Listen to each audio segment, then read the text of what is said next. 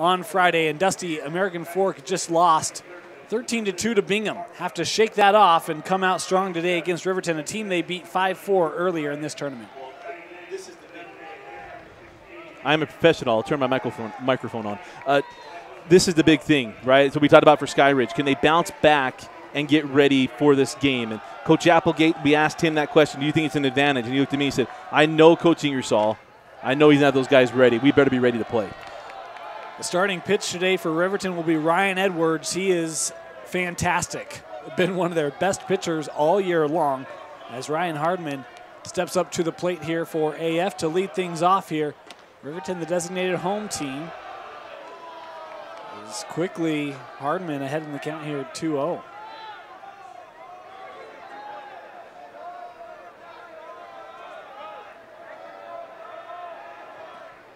Another pitch outside, and the count 3-0. And right now for American Fork, they're the ones that beat Riverton to put them in the one-loss bracket. And so there comes some confidence with that. And you hope, on one end, you're confident because you know you've already seen them. The other part is you don't want to be overconfident in that they think they're just going to walk into this game and get the W. Edwards able to hit the outside corner. It's 3-1. And Dusty, one of the things that we've already seen shift here a little bit. How about the patience at the plate by Hardman as he'll pop this up and flies out to center for the first out of the ball game.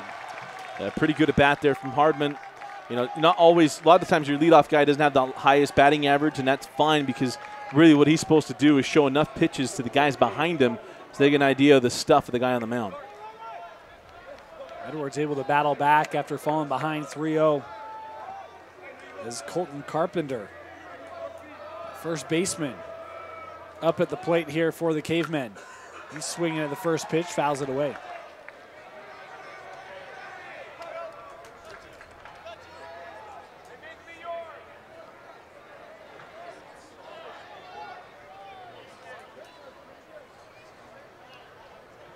Got a check here with the Riverton dugout. They had a baseball that was loose. Yeah, make sure the kiddos are safe out there. Don't need anyone going. Oh, man. Rosengardner. Breaking his arm? Yeah. Rowan Gardner? Rowan Gardner, thank you. This ball hit to center. Early work here out in center field for Gage Morris. A couple nice catches, and there are two away here in the top of the first. Yeah, a lot of guys, I mean, not getting the best part of the bat. So the good thing for Ryan Edwards is he's missing the barrel of the bat, and that's really what you want to do, the late movement or be in a spot in the zone where these guys are not able to get the barrel of the bat on the ball. First pitch strike here from Edwards is Dawson Perry, the DH up at the plate here for American Fork.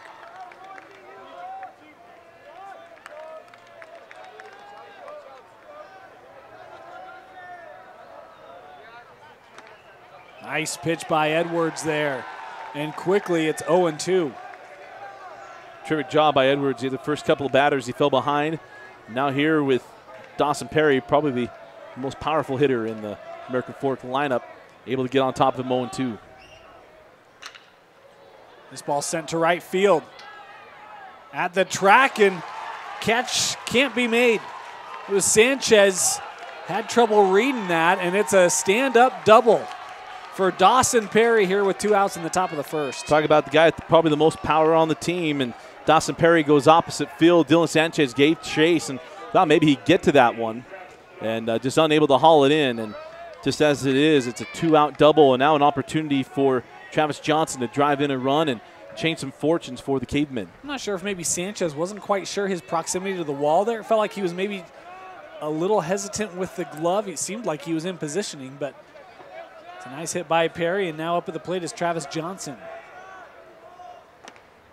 Really, you know, kind of what it is, too, is when you're running out and the fence coming at an angle, I think you're right. He was getting close, and I think he was worried he was actually going to run into the fence, and you always try to use your bare hand to get a good feel for where you are, and he was unable to do it just because of that angle where he was going on.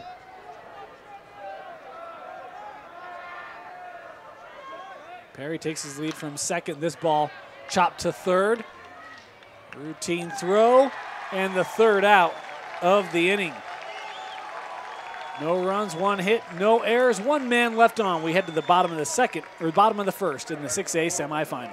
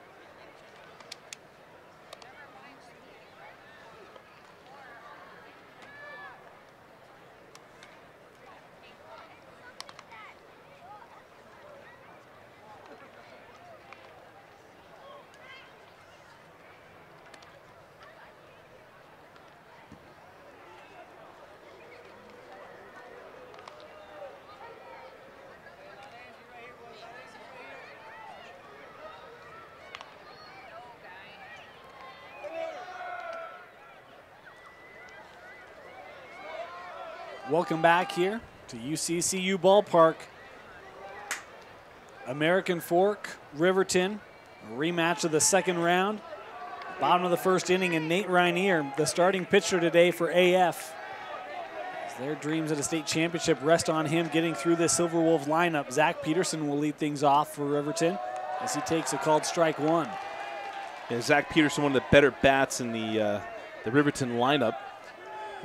Midway, well, toward the last part of the region season, he was batting over 420. And this kid handles a good stick. He's a terrific leadoff man for Coach Applegate. Really, you look at the top of this lineup, we'll get into this, but Peterson, Morris, Sanchez, Edwards, I mean, that's a great way to start off a lineup for Riverton, and really any coach would love to have that 4 coming out of the gate. And that last pitch did not miss by much. Ball and 2 strikes, and you got plenty to work with here for Rainier.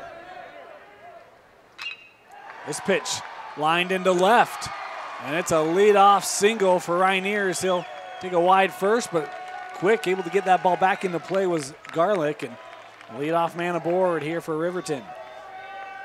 Great at bat for Zach Peterson. You can tell he's in control on that one and be able to drive that one well into left field.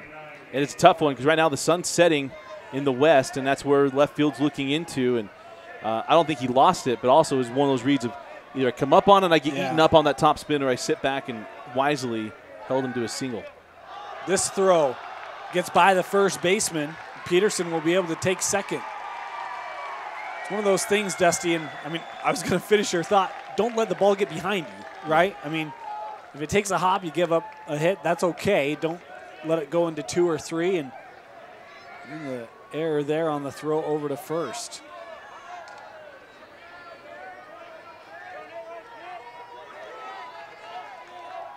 And Gage Morris batting .354 on the year. Was showing bunt. Gonna try to get Peterson at second. Hardman was there to cover, and it was a foot race, and Peterson will get back. 19 RBIs on the year for Morris. And can pick up number 20 right here, and that's according to what's been reported.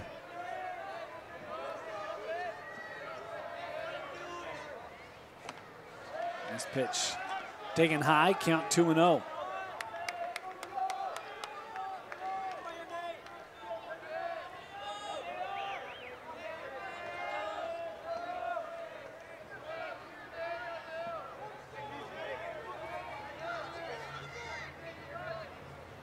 Pitch from Rainier, high again, and now down 3-0 here to Gage Morris.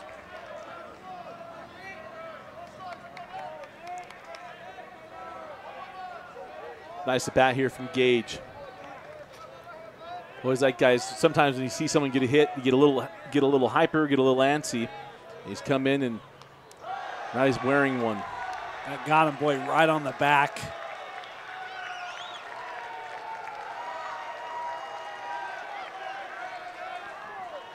Good to see that he didn't Roger Dorn it. Takes it in the back and hustles his way down to first. Now if he just start doing some calisthenics. Right. It might help loosen that up a little bit. Kids, we don't know what I mean by that. I want to know what your parents are teaching you. Right? Yeah. And maybe the first one I get it. The number 2, that's family fun. It's legendary. First one's too. Much better, but second one's more family fun. Don't undersell the second one there, Dusty. It's a fine quality itself. The first one is a cinematic classic and a masterpiece. I've heard from sources there's a lot of truth in the first one, but we won't get into that. We've got a visit to the mound here. I'm trying to figure out what to do. I mean, only 2 batters in. I can't imagine a pitching change, but I mean, having to hit batsman, and our home plate umpire went out and had a word with the pitcher just to make sure that this one doesn't get away too much. Really what it is now, it's going out there. What in the world is going on? Like, you see a lot more emphatic out there. I mean, calm down, but what are we doing? We just talked about this. We just had 30 minutes of resetting of what's going on. And again, we've already watched this today. We watched Sky Ridge, who was one of the 2 of us, picked to win the 5A state championship on our videos. Lose a game, they have to come back and play in this one, and they scored 2 runs on the top of the first, and that was the last good inning that they had in that ball game because they turned around and gave up runs, and it just snowballs on you. So American Fork knows mentally this is a very fragile situation to have these kids in. You know, Dusty, you speak of that pick like it was a bad pick, but that pick actually went further than the other one of our picks. So, you know, a little bit of pride in yourself there, huh? And they both got outed by a team that you were all over. Yeah. I was a little iffy on, and that being the Olympus Titans. Yeah. What a run by Olympus. And that's a terrific coaching job. That's kids with a lot of resolve. Yep. Not to help. It doesn't hurt that you have a bunch of guys on that team that won a state championship in basketball to help out. Sanchez caught looking there at strike 2. That one, some of the Riverton fans may have been a little bit outside. And Sanchez, I mean, this kid is a stud. Batting .459, 32 RBIs on the year. He's been stalwart for Coach Applegate. 0-2 count, and this one's going to sit down. They're going to send Peterson home. The throw won't be in time now to second, and Morris is in safely. It's an RBI single for Dylan Sanchez. The Riverton Silverwolves have a 1-0 lead. Man, I'm glad he heard what I was saying and he followed it up. Kid's a stud. 33 RBIs on the year, and terrific job at Peterson. I love the coaching mentality. You got to make him make a perfect throw, and I mean, you throw through your cutoff, man. That's why you do it. McCoy bringing it through, cut off because there's no shot at getting Peterson. And a great job by Dylan Sanchez. And now it's Ryan Edwards, the pitcher, Dusty. And I mean, I like this kid as a pitcher, but he is just as capable as a batter. You've got to be real tight here if you're Rainier. And batting .423. Interesting, though. Bunt him out at third.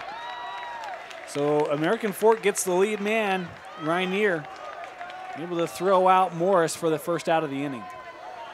Yeah, that one for Ryan Edwards, 2 things you don't want to do. Number 1, don't pop it up. Number 2, don't bunt it right back to the pitcher. Yeah. And he went number 2 on that one, and as it is gets the first out of the inning. You know, I've never been trained on bunting, but a lot of times you see players really try to kill that ball in the dirt, right? And that one felt like it came off the bat really strong. Rainier didn't have to move much at all, and really left any bag open for him. Well, some of the issues he do is they try to stab at it for whatever reason, and I know some push bunting and things like that, but I was of all the things I can say did really well in baseball was bunting. And all it really is, it's good hand control, get your hands above the ball, and make sure you handle it. Nelson at the plate. This one hit deep to center. That's going to be over the head. Into the corner. Sanchez coming around. And it is a triple, stand-up triple for Cody Nelson. The lead is 3 for Riverton. Cody Nelson got in the box knowing exactly what he wanted. He got a fastball, and he absolutely tattooed that ball. Hit it the deepest part of the ballpark. And what Coach Ingersoll did not want is an early multi-run deficit. This game's starting out well for the designated home team as that pitch low from Ryoneer. Parker Applegate at the plate here, the third baseman for Riverton. I guess it's one of the things, I mean, you look at, and I left Cody Nelson out of my little preview there, but I mean, the top of this lineup for Riverton, offensively, quite skilled and talented, and we put up runs here early. You've got just a number of guys all hitting over 300. That pitch inside, able to be controlled by Gardner. Eight. I say this again, 8 guys all hitting over 300 on this team. And that's not like in 6 at-bats, folks. No, that's not. On the season. The lowest plate appearance number, okay, Feldman doesn't count. So you got 7 guys. Lowest plate appearance count, 82. Yeah, that's pretty good hitting. Walk for Applegate, and Cooper Gray comes to the plate here. 1 out, runners on the corners. Just in the bottom of the first. And Cooper Gray's only hitting 274 on the year. 16 RBIs. And I love the Riverton. They report all their stats, and so feel really confident in this one. It helps guys like us out, huh? Absolutely. A show and bunt. That one got through. An opportunity for Nelson to come home. It is 4-0 Riverton as Applegate will advance as well. And that's just mishandled at the plate. Saw the runner go, got a little antsy on that one. And again, before you do anything on defense in baseball, you've got to catch the ball. You've got to secure it before you do anything else. And that time, trying to speed himself up was Gardner. And that's a pass ball and an unearned run. Called strike. Inside part of the plate, 1-1 here. Well, you couldn't have started this game any better if you're Riverton. Scored 4, was it 6-4 or 5-4 in the first meeting? In the tournament, it was 5-4, just earlier this week.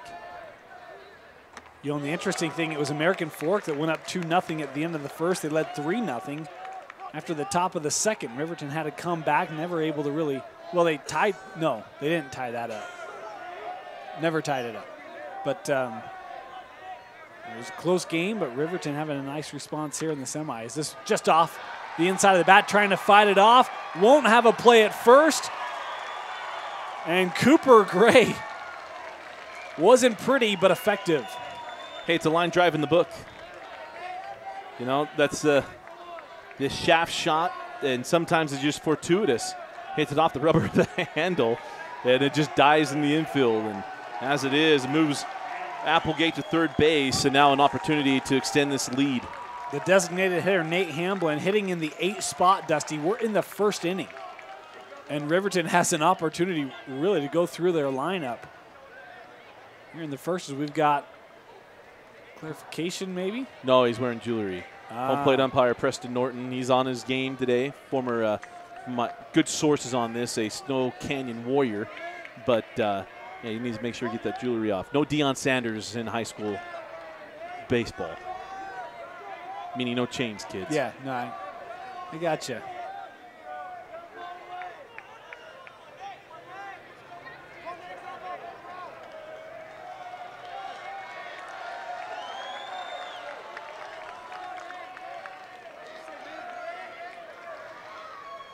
Showing the bunt.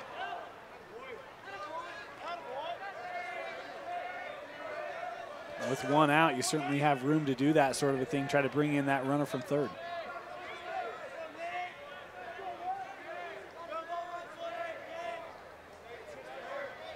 Yeah, interested to see what he decides to do here. Yeah, Coach, I don't think he felt good about what he had just sent in. And you expect, you know, you're in a double steal situation and see what American Fork chooses to do. We saw Bingham execute out of this perfectly. In the other semifinal, American Fork was on the shorthand of that. Explained even more perfectly by Dusty Litster. Right now, you're going through, you're going to the pitcher, you're going to cut off with the shortstop, you're going to go to third to see if you can get the guy at third base. Boy, that one close on the move back to first on Gray, just able to get back. And Cooper's getting a healthy lead.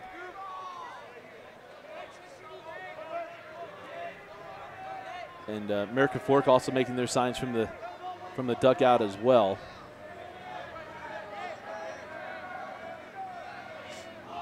Again showing bunt. That one popped foul. 0-2. Dan, what's one of the things you have to do to be able to get a good bunt down? I've talked about like 100 times. Where should your hands be? Above the baseball. Above, yeah.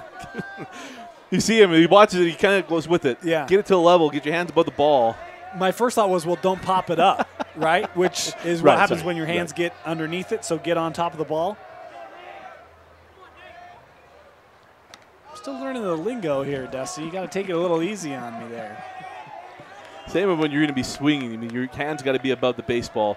A lot of guys think they got to lift the ball out of the ballpark. And, yeah, major leaguers can do that, things like that. You actually hit down on that causes the backspin of the baseball to climb in the air. And in the dirt. Nice job there by Gardner, able to shield it, keep it in front of him with the runner on third. Well, good opportunity here for Hamblin. Obviously, you don't want to load the bases on a walk. American Fork's already seen that story and how it goes. So he's got to feed you here. 2-2, Rainier, he's got to be smart. This ball fouled straight behind us. 2-2 the count. Hamblin a couple of bad foul attempts and now trying to stay alive here. And that one he just missed. His hands are coming up kind of just a little bit underneath it, that top hand.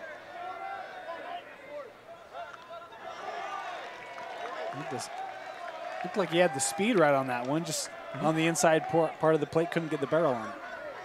You know, you're sometimes just going to miss it. You know, I had one of the better hitters I ever coached was a kid named Joe Villa, who was the 3A MVP back in 2005, and he'd always ask me when he get to first base, hey, where was that foul ball? Where did that foul ball go? Where did it hit? How sharp did it hit? Because he knew that gave him an idea how much he was off. And the count now full, 3-2.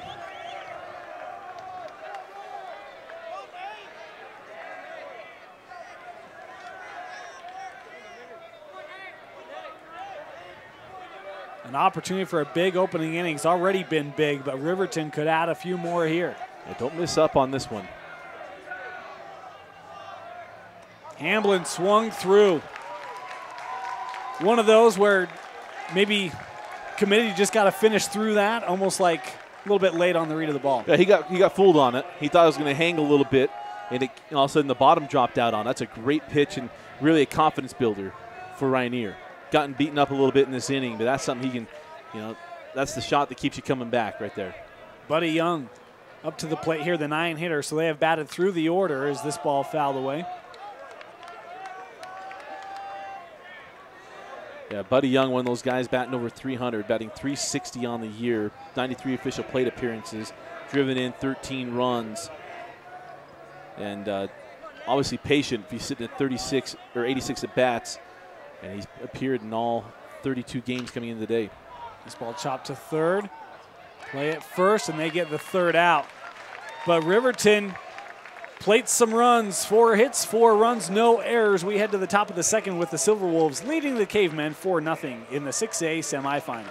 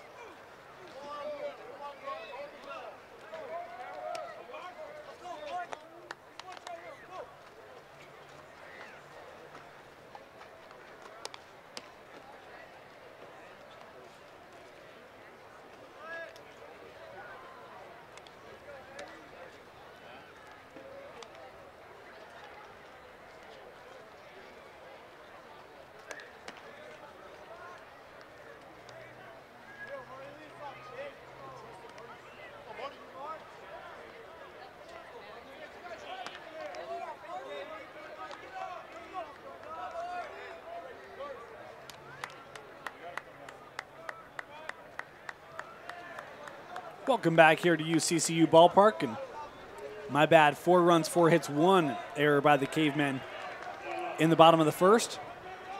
finding them trailing here 4-0 as we head to the top of the second.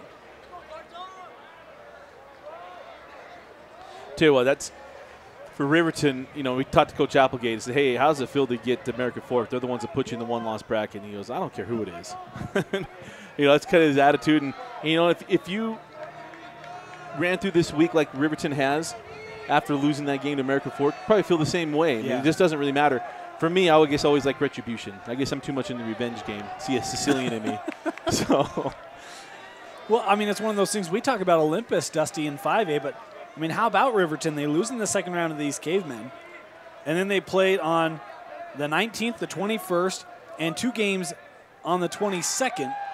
I mean, they've had quite a loaded schedule as well as that pitch in there for a strike. Beating up on Weber, Lone Peak, Davis, and then last night Clearfield took care of Clearfield with relative ease, 12-0. Count now 2-1.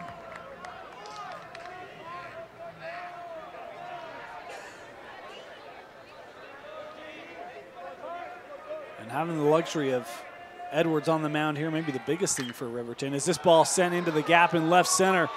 Good hit by Gardner as he's around first. Back to the wall, the throw is up. Gardner going to try for 3. They'll have a play. No, that ball is high, and Gardner able to slide in. It's a leadoff triple for American Fork here in the top of the second. What a way to start. That's a leader right there. Gardner need to come up and make something happen, and that's a leader coming through for his guys, a leadoff triple. Pinch runner coming on, McKay Nelson.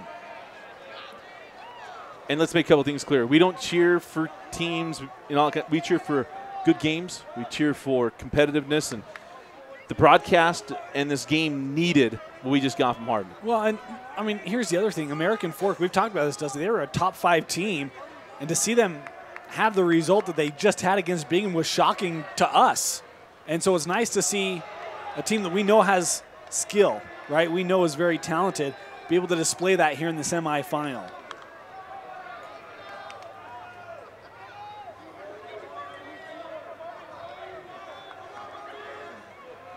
One 1-0 from Edwards. This ball fouled back behind us.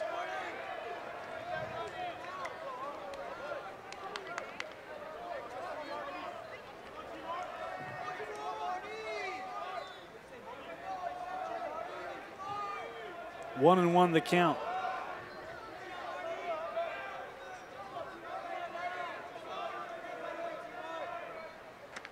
That pitch on the outside part of the plate, and it's 1-2. Nice pitch there from Edwards. A nice job by Ryan Edwards in responding after that triple to come back, get up on top of it. Another very good hitter in McCoy.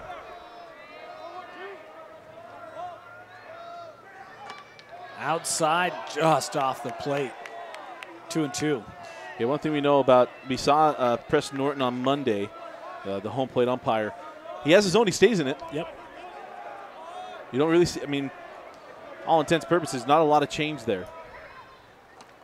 This one outside as well. And the count now worked full, 3-2. Yeah, misses up on that breaking ball, and now 3-2. And you come with that best pitch, and honestly, you got the base open as well. You don't have to make your best pitch here. Obviously, you don't like walks and loading up base runners. This ball sent into shallow. Well, it won't get out of the infield. I thought that had a little more depth to it, but it only makes it to short. A nice catch made there by Peterson for the first out. Nice job by Edwards. Makes a great pitch, comes low and inside at the fastball, and able to jam McCoy and get the first out of the inning. Mike Garlick up to the plate here, the left fielder for American Fork. It's funny, sometimes you get the guy that has a triple and you kind of feel a little hamstrung because there's not a lot you can do to get him home other than bunting without a guy getting a hit. Called strike there. Yeah, I mean, you're kind of at the mercy of the batter, right? Got to get a ball in play in order to do much. Really, he's asking for, hey, give me a fly ball. But here, you don't also want to sacrifice the out as well and get to 2 outs and have to start all over again. This ball up the middle. Nice stab by the second baseman, and they got him. Boy, Garlick thought he was there in time. A fantastic job. Oh, excuse me, Cooper. Cooper Gray was the second baseman who made the play. Oh, thank you. Man, I thought you were pointing out, and I was like, no, that was that's the other team, Dusty. What a stab by Gray. Man, able to extend and keep that in the infield for the out. I thought he was safe. I did too. I thought he was safe. That's a great play by Cooper Gray, and man, first of all, he's diving on when the ball is still bouncing. So the fact that he's able to make that play was awesome, and you get rewarded for the effort. But I mean, truthfully, and I just said it, I thought he was safe. This ball popped up on the bunt, the throw in time, and the inning retired. Well, the Cavemen get on the board. It's 4-1 here as we head to the bottom of the second. You're watching the 6A state semifinal on live.ksl and DeseretNews.com.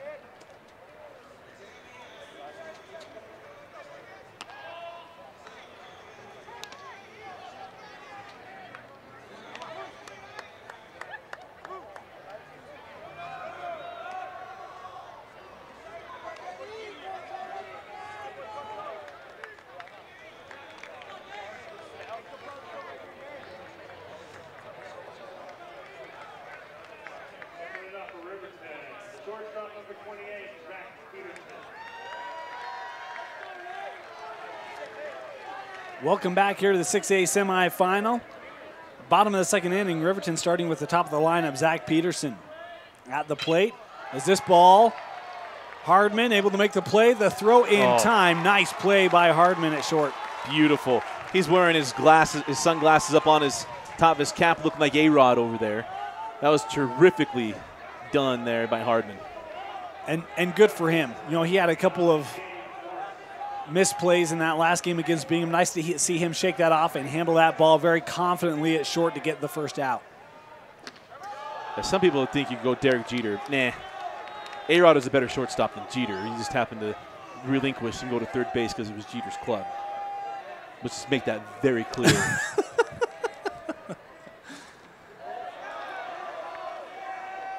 1-1 the count here on Gage Morris. That was A-Rod's prime. Oh, A-Rod. There were a lot of reasons why A-Rod, I thought, could have had that opportunity, but there's no way Jeter's leaving that. Well, and I guess the better idea was that he didn't because of all his hip issues. And you can't play short with bad hips. And he has a chronic hip condition, not quite like Bo Jackson, but pretty close. 1-2, and that ball just foul. Morris almost able to pull that down the line. Of course, other people would talk about some enhancers that helped him too, but that doesn't help you play a better shortstop, in my opinion. Maybe a better first baseman, but not shortstop. I don't even just don't get me on my I might lose some fans. Morris, a chopper. Hardman again, the throw, and Morris beat it out. If you're American Fork, you're saying, what did we top do? Of the inning? Anyone? Anyone? Close play there. Morris deemed safe with one out. Yeah. Look, one of the toughest things about being a base umpire, it's bang, bang, and none of that. You're looking for a catch and a foot. Yeah. You know, maybe you're listening for the catch. There's a lot of different ways guys go about it. And so, yeah, not easy. And there's terrific play on this infield in making those plays that difficult. This one hit to center, read, and caught for the second out of the inning. And, you know, it's one of those things where I never mean that to be critical of an umpire, but it's, you know, expressing the fan. And, I mean, that's the couple American Fork fans over there. And, I mean, it's one of those things where both plays very, very close. And, I mean, it's easy for the Cavemen with those red glasses on to say, hey, what's going on? Justifiably so. Yeah. Edwards to right center, but too much air underneath it. And the side retired. 4-1 as we head to the top of the third in the 6A semifinal.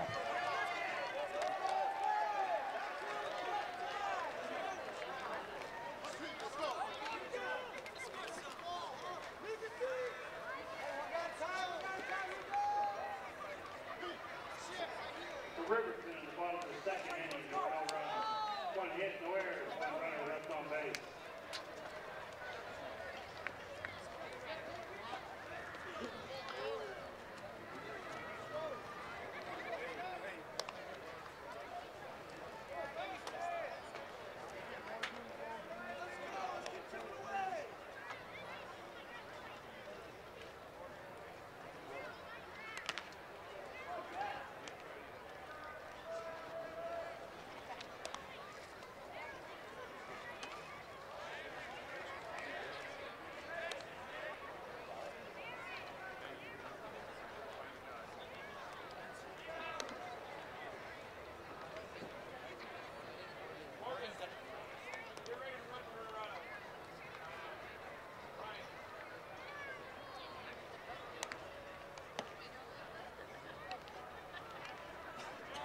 Make sure your legs are loose and go.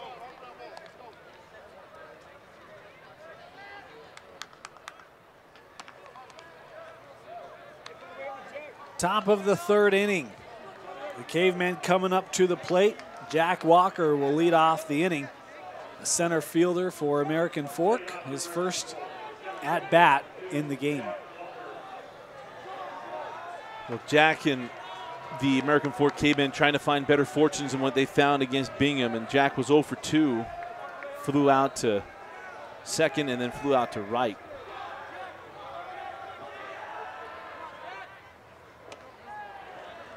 Strike one on the pitch from Edwards. Edwards, one of those guys that is a pitcher and catcher for Coach Applegate. Very good basketball player as well for Coach Skylar Wilson. This ball lofted into shallow center, and the leadoff man aboard here for American Fork in the top of the third. You know, sometimes little controversial things and stuff can actually get you going, and for American Fork, that certainly can be the case. You got to have some stuff that you can get you guys to rally around, and either you can get angry and it bellows in there, or it's something that wakes them up and reminds them how much they actually care about what's going on. In the last two innings, the leadoff man has gotten the board for American Fork now as Hardman at the plate. The throw to first, boy, that is close. Jack Walker just in there. You know, it's always funny. He's a base coach.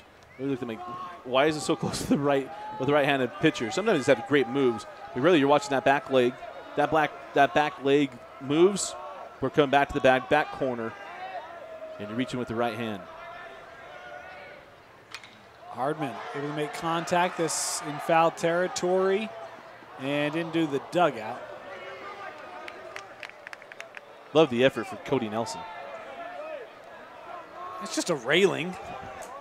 That's what I'm saying. I mean, never mind, I'm not going to keep beating him up. We made a baseball god out of Derek Jeter for going into the stands after making a catch and diving into the third row. So, you know, it's what we do. And a backhanded toss to Jeremy Giambi that if he slides, he's called safe, and he was safe anyway, but he just didn't slide and get the benefit of the call. Oh, man. Just saying. As you can tell, Dusty's a big Yankees fan. Yeah. Huge. But yet, throw back to first, getting safe. But yet we go after Albert Bell, and then, you know, so there's good reasons for that. But see, that's why we just cheer for teams like the Pirates, and we never have anything to say because it's the Pirates. McCutcheon's been great in San Francisco this year. Sorry, thus we digress. Appreciate that. All right, the 0-2 pitch outside. Nice job stopping that by Dimmick. One of the things, Dusty, I mean, when we were talking with Coach Applegate before the game, said, hey, who are you going to throw today? And he says Ryan Edwards. Like, oh, boy. Okay, so hits might be at a premium. Got to take advantage whenever you get men on base. Right now, no out, having a man on for American Fork, there's a big opportunity in the inning that got to capitalize on. Especially going through the top of the order now. You got some table setters there, and you got to have some guys come up and eat. Edwards here will step off. Just now things to reset. What's interesting too on the alignment in the middle of the infield, so you call it double play depth, and double play depth is a couple steps in and toward the bag on either side of the bag. And right now you're seeing the infield's drawn in pretty strong. You got third base even. I mean, shortstop's technically is essentially even with the bag, and hit and run miss there by Hardman. Runner went in the situation but fouled away. Let me ask you this, Dusty, because it seemed like with the way they were aligned, the shortstop was closer to the bag than the second baseman. I mean, I would say it feels like the shortstop's going to have the play to the bag in all likelihood, but does that actually pull the shortstop outside of his range to make a play if that ball's hit to the left side? You're going to sacrifice that to the left side because you want him closer. He's going to cover here on the throw on a steal. And not only that, you're also pitching, my guess is they're going to be pitching him away as well. So you're going to play him to where he can cover the hole. Because if you pitch your right-hander outside and say he squares that one up back toward the middle, now you've allowed your shortstop more range toward a ball in the middle, where you're going to sacrifice one to the hole between short and third. Fouled back again by Hardman, who's doing a nice job battling here in the top of the second. Hardman was the winning pitcher in that second round game, also had a double in that one. See Hardman coming up the bat. He's thinking short, which means he's trying to shorten up. He's to shorten up his swing as well. Just got to make quick contact to the ball. Man, Edwards has got a great move. He does. I'll tell you this, Jack Walker, I mean, he's been save every time, but it is close. Got to be on your toes if you're taking the lead from first in this one.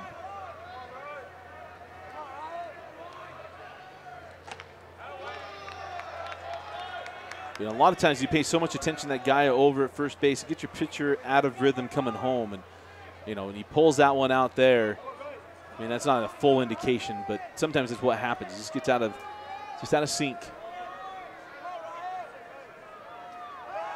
Oh, he got him. Getting back to first. Sorry, I'm doing the color guy thing again. No, hey, you're good. You're good. He had him leaning. I thought for sure Edwards was going to get him. It's quite the play, game of cat and mouse we got over at first base. And now it feels like Ryan's frustrated. One of these have to be an out, right? I got him this time. I know it.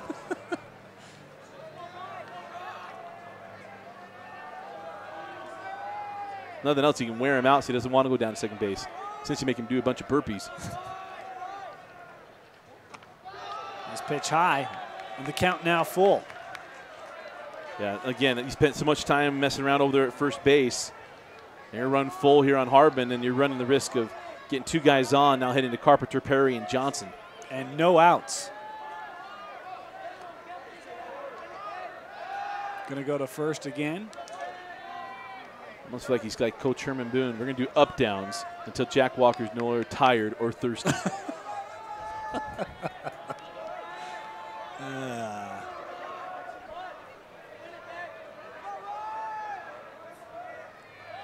Runner goes. This ball lifted to deep left. Back, and that one is gone. Ryan Hardman wins the at-bat. A two-run blast, and American Fork pulls to within one.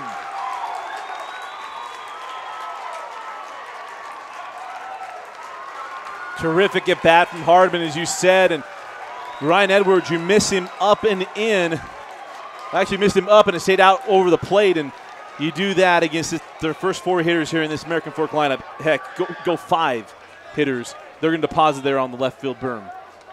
That was a big shot in the arm for the Cavemen as it pulls them within one run. And one of those things we talked about, the struggle in that first game against Bingham, maybe that's the one that's the sigh of relief of, okay, finally, right? The bats are here. A little bit of confidence for this lineup for American Fork. As coming up to the plate now will be Colton Carpenter, the first baseman. Love the response there from Ryan Edwards. Come back, get on top again. And honestly, I really do believe this. You spend a lot of time messing with the guy, runners on first base, instead of worrying about the guy at the plate. You end up leaving something, unless he's on Adderall or something else. It's helping him just focus on everything. You're dividing your attention, the guy at first base, when the guy at home plate's the one that can really hurt you there.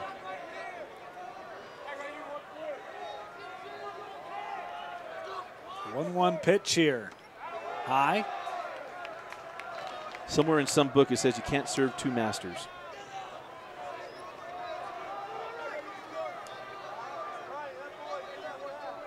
Do you have a TV guide? Frank Costanza would say so. This ball fouled back by Carpenter. Love the response, though, from American Fork. You know, that's more what Coach Applegate knew he'd get. Right. He told us, you know, Coach, because I know Coach Ingersoll, he's going to have his boys ready. And certainly at one point here, I got a little nervous for them. Yep. That 4-run first. Right there with you as Colton Carpenter goes down on strikes, one away. But now again, you're going through some power walls here. Got through Carpenter. Now you got Perry, Johnson, and Gardner to deal with for Ryan Edwards.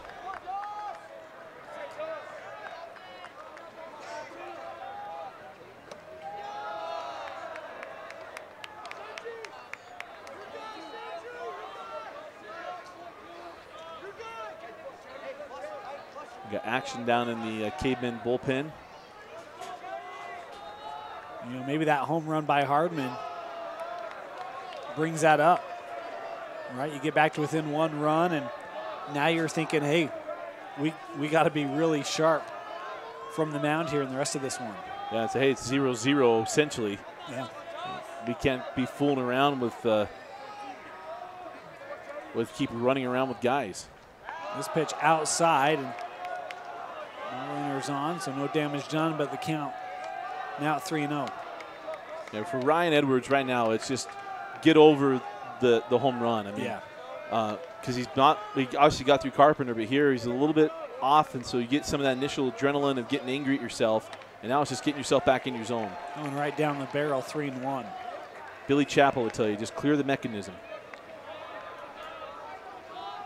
And if you can get yourself back into that calmed zone. Yeah. I love that demonstration, that movie, by the way. That's got to be a real thing, right? Oh, boy, nice hit by Perry, but that fouled away.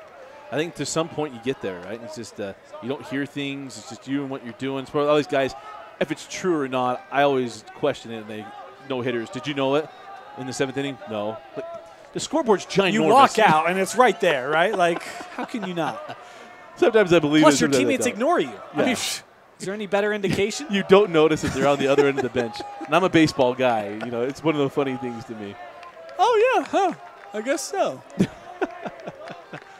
Now, if you're Billy Chappell and you're just recurring one of the great love lives of your stories of your life, and you're realizing all the stuff you've done wrong, okay, I get it. You're living in La La Land in between innings. Hey, he did some things right too. Yes, he did. Perry fouls it back again. One of the great self-aware individuals in cinematography. But tell you what a good bat here from Carpenter. Not that, from Ryan Edwards. Yeah. Another full count here. There's full count that Hardman took deep. And Perry, where Edwards down here. This ball gets beyond the third baseman. Perry's going to have a shot at 2 here. Perry around first. The throw is going to be late, and Perry able to slide in. It's a 1-out double for Dawson Perry. Yeah, we'll see if they rule this an error or a hit. You know, sometimes when you're playing the hot corner of third base, he just didn't know which way he wanted to play that ball. The hop comes through as he hits it so hard, he doesn't know if it's going to in between. He decides to try to backhand it for whatever reason, and it goes right through the wickets, and it's ruled an error. So won't be a hit, but Dawson Perry, and now his pinch runner aboard at second base. Now a visit to the mound here for Riverton as the Cavemen 120 feet away. Yep, 120 from tying feet, things up. Game-tying run, standing there at second base, and Coach Applegate's kind of come out. And I think more of his conversation here is Ryan, calm down, stay within it. Hey, infield, we have got to back him up. You know, and that's really where that is. When you're looking at, you know, and he's going to be a little meaner to him, his own son, Parker Applegate, the third baseman, say, hey, just you've got to be sure to get in front of the ball and knock it down. I always had a coach, Mitch Curtis, always told me that, hey, you need to be willing to knock this ball down. You need to be angry enough that you'll be able to take it off your teeth to keep it in the infield. 180, my bad. I was thinking softball 60, baseball's 90. Oh, okay. Sorry, I was trying to get it. Yeah. Yeah, no, you're good. There's a lot of sports going on this week. Right? Yeah. We got 3 we'll be doing videos on. To the plate, Travis Johnson, pinch runner, out at second base. Might be Morgan Wood. Came on here to run. He was about a beat or two. Well, we'll call it half a beat there from making this a 5-3 ball game, or 5-4 ball game. Oh, beautiful pitch. 0-2, and maybe that little visit helps settle Edwards down, huh? He's been 2 real nice pitches from the pitcher for Riverton. See if we come back to that breaking piece here. Get him up and in. You go up and in or down and away.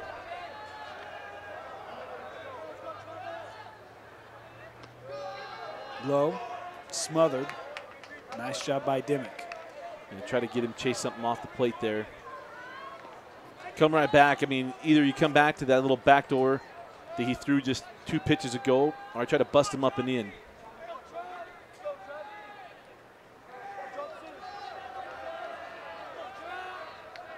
They're going to pick off at second. Got him. Yes, they did. Great move by Edwards as Peterson able to just sneak behind, and they get the out at second.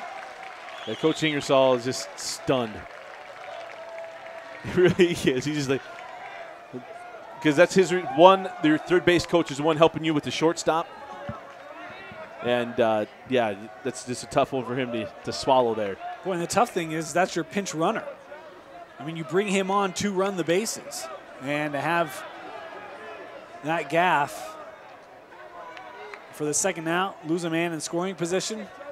Nice play there by Edwards. He feels a little more vindicated for as many times he went to first base to finally get the 1. This ball lifted to center. Back is Morris, makes the catch, and Edwards out of the inning. But a 2-run shot from Hardman pulls AF back to within 1. 4-3 as we head to the bottom of the 3rd.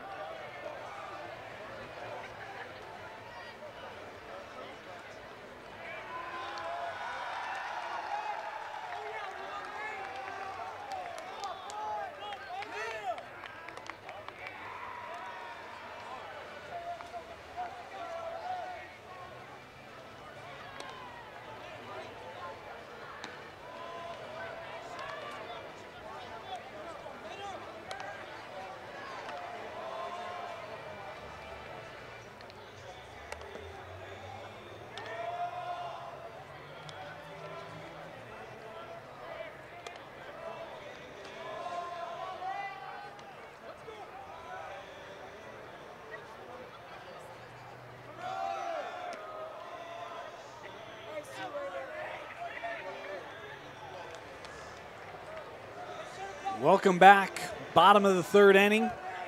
In the 6A semifinal between American Fork and Riverton, the winner gets the Bingham Miners on Friday in the state championship. They'll have to win 2 in order to get a ring.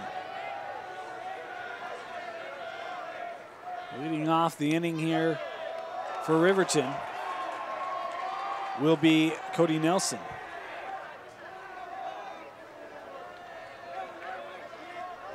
Cody had that big hit back in the 1st to bring in a couple runs.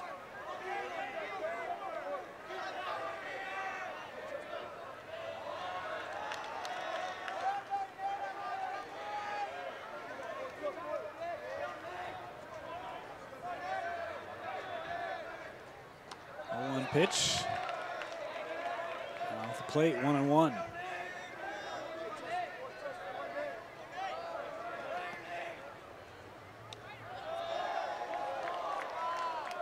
2-1 now. Yeah, he's got to bounce back here. You're being handed, you're being shown a lot of trust here from Coach Ingersoll. And Rainier, you know, one of those things. Hey, we got you to one-run ball game. We need you to help shut this thing down so we're not just burning arms out here. If they want any shot, I mean, you cannot go deep in the bullpen today if you want to come back and try to beat Bingham twice. Is a leadoff walk there given to Nelson. You look at it and say, hey, we'll do what we have to do, but come on, you know, this is a chance for you to kind of. It's give us a shot. Yeah. Right? Like, give us a shot on Friday because, again, it's going to take 2 games in order to get the job done. But we know, and I've gone through these numbers a bunch of times, these are guys that are completely dialed in. Applegate showing bunt.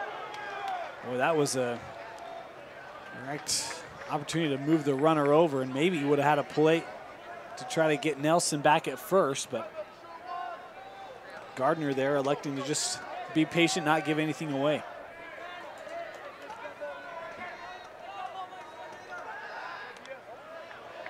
Throw to first, and Nelson back in time easily. You know, the other thing is, I mean, the American Fork offense finally looking up, Dusty. Yeah. And so it's one of those things where it's like, hey, look, we just can't keep digging a hole here as this ball sent to center, and nice play made out at center by Jack Walker for out number 1.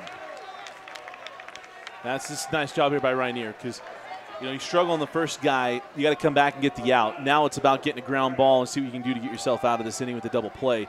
And what we know about Riverton is that all these guys can hit, including Cooper Gray, who singled his last time up. Gray looking to bunt. This one sent to the third baseman, able to be handled. It will advance the runner as now Nelson on second base with 2 outs. It didn't ever become a thing, but one thing Coach Ingersoll is they get through this inning. He's going to look at Rainier and say, hey, remember, we can't get caught being a spectator.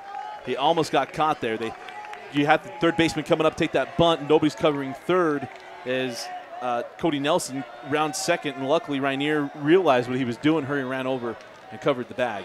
But your pitcher can never get caught being a spectator. 2 outs, and this ball hit to deep left.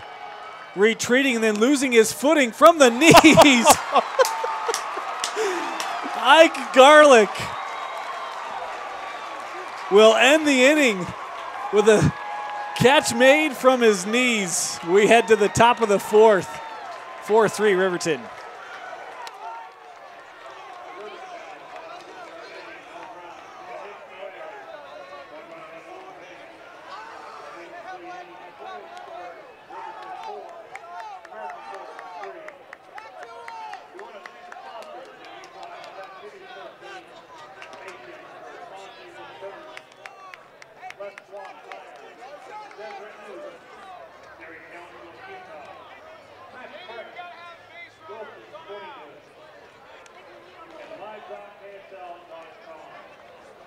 Thank you for all you do in the high school sport.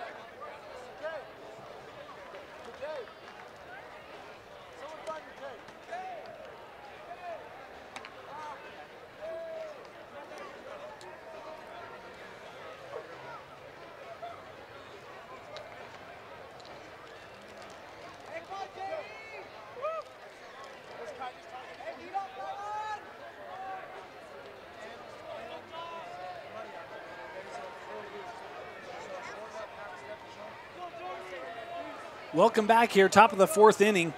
J.D. Gardner will lead things off for American Fork. Dusty, you know who's in the hole right now? Ike Garlick, who just made an impressive grab. Maybe the catch of the tournament, huh?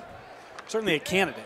Nothing else, the effort of the tournament. Gets spun around on the, I mean, it's not like he even took that bad of a route. And all of a sudden he loses his footing and then able to make the catch on his knees, and that's awesome. Yeah, I'm thinking that ball's going to drop for an extra base hit, and all of a sudden it's in his glove, and had to even take a couple of crawling steps to get there, but gets the job done. A fantastic play to make to end the inning. There's 1-1 count here on J.D. Gardner, the catcher.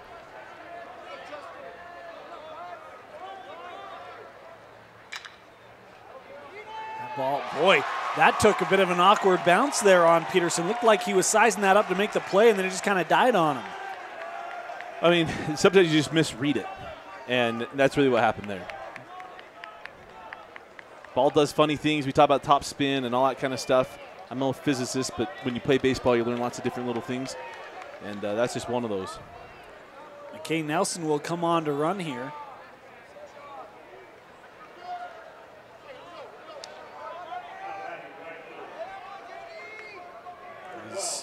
Marty McCoy up to the plate here for American Fork with no outs and a man on.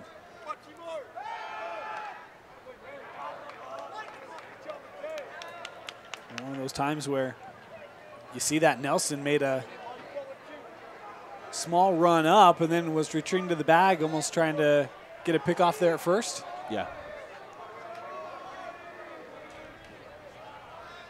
There's the bunt shown. That one just foul. Guess we've seen a couple bunts really by both teams that haven't been able to get on the ground. Yeah, again, just, I mean, there's different calls and stuff like that, but you also can't control what a guy tries to do because he's reading it. And he wants to push this thing to the right side, but also wants to make it difficult. Sometimes trying to be too directional with it and push it and all that kind of stuff, you lose the focus, which is to get the ball down to move the guy to second base. Pick off back to first. And Nelson able to get in safely. Talking to Coach earlier today about some stuff. He said, we had a bunt on. He's like, I told him, hey, if you tried any harder, we would have hit a home run. He's like, just get the thing on the ground. That time, McCoy able to pull back on the bunt attempt is now 1-1. Typically, not very many guys like getting the bunt call. And I recognize I'm one of the few that actually relished it because I thought it showed a lot of trust that I was handed. And I'm not saying that's what's going on, but it can happen. That pitch in there for a called strike.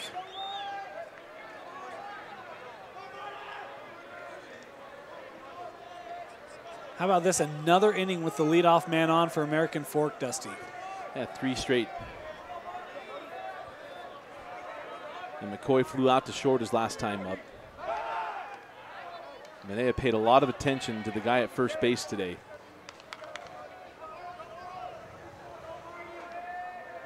Really all base runners just kind of looking for one of those easy outs, right? Had the pick off at second in the last inning as well.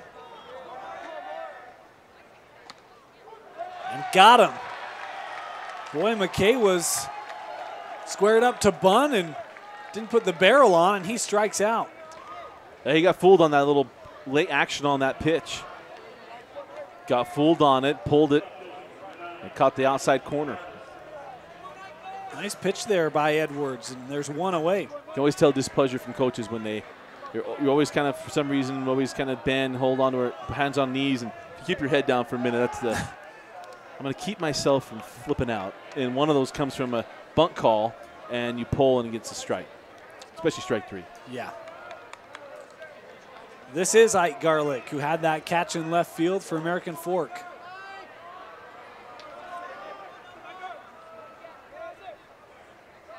Runner going, pitch out. They'll play it a second in time. They got him. Baseball is a game of feel if it's anything else.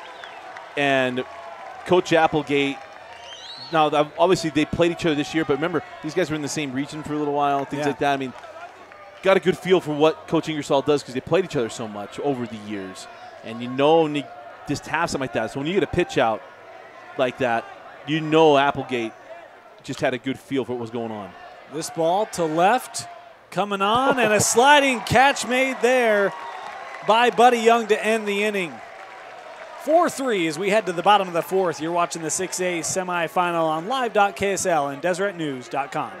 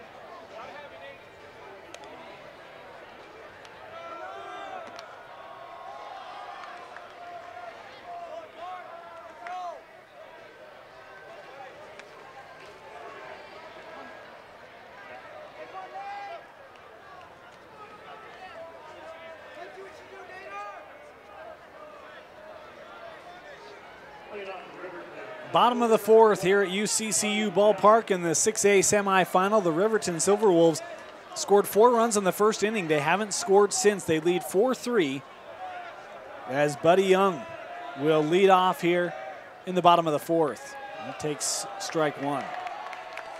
Buddy grounded out the third in his first appearance in the first inning. In fact, since the first inning, Rainier's really done a nice job. I was going to say the same thing as Young lifts this into right.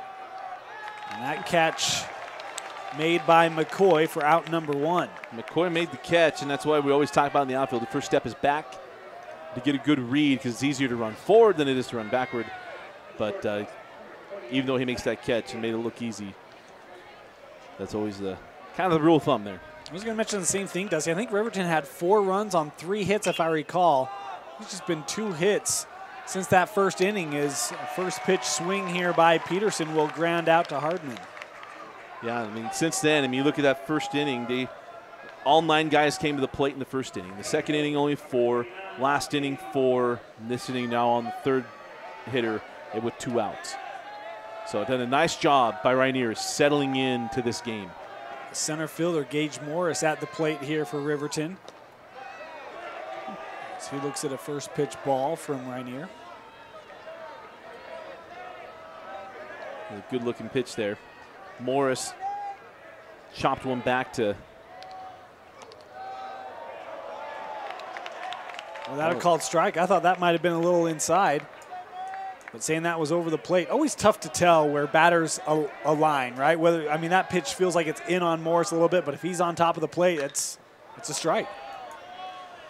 Well, you know, and the funny thing is, and what umpire would tell you is, it doesn't matter where they are. It's just I'm looking at the plate and everything else. And that's what I'm saying, right? You see a ball come across, you're like, oh, well, that's in on the hitter. But if the hitter's on top of the plate and the ball's over the plate, then, I mean, it's a strike. This one, boy, nice hit there by Morris. Sent it right up to center field for a 2-out single. When you got a team full of guys that are just fine getting up and moving station to station, hitting the ball where it's pitched, and that's coached from a very young age to get guys to think that way, man, you're always dangerous. And that's what Riverton is. And that's what I love about their approach. Hit it where it's pitched, and everybody, 1 through 9, are a threat to go anywhere on the field. And that's the great thing. You don't have to worry about, I mean, as a Riverton player, you don't have to worry about, oh, what if they pitch around our guy? It's like, well, you can't pitch around our guy because we got 8 or 9 guys, right? Well, the guy is at the plate right now. And Dylan Sanchez, as we mentioned, we'll say these stats one more time. Batting .459 on the year. He has 50 hits, 32 RBIs, 14 doubles, 3 triples, and get this, only 1 dinger. And it speaks to your very point, Dusty. Take what they'll give you. Yep. He's trying for 2 here. This ball hit deep to left. What a catch made is going into the wall, and sticking it is Ike Garlick, the second impressive catch to end an inning for American Fork and Garlic. We head to the top of the 5th. 4-3 Riverton.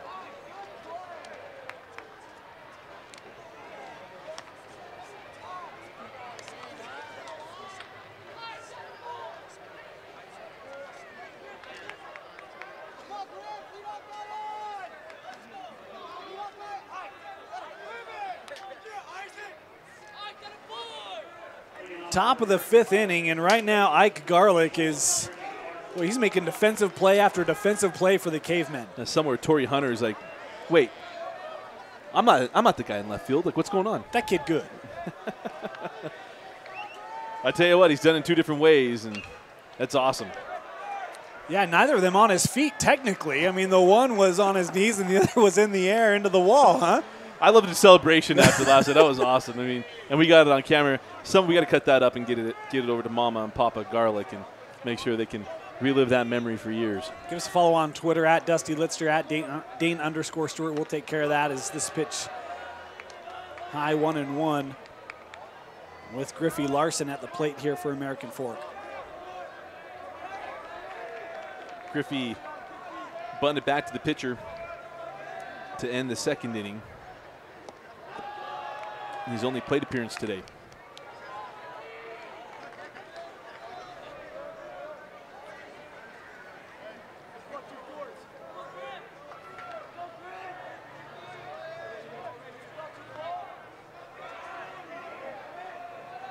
Two 2-1 pitch here from Edwards, fouled back.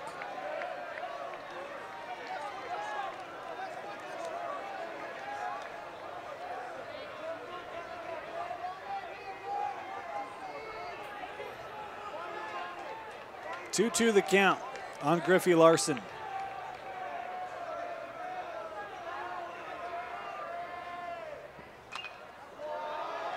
Another foul ball.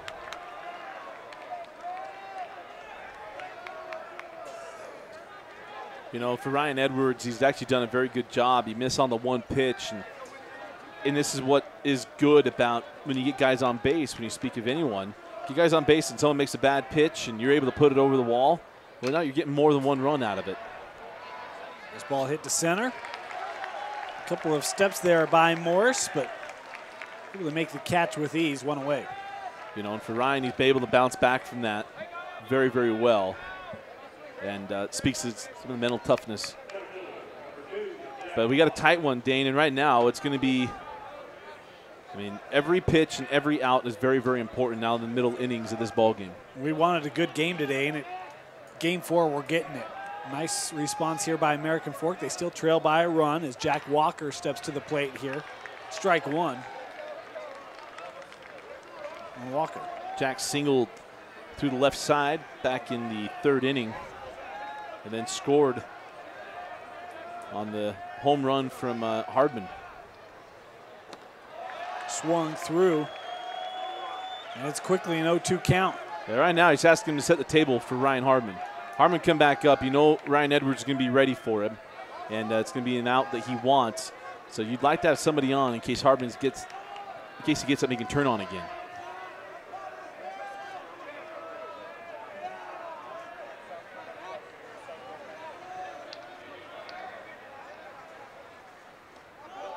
That one got by Dimmick.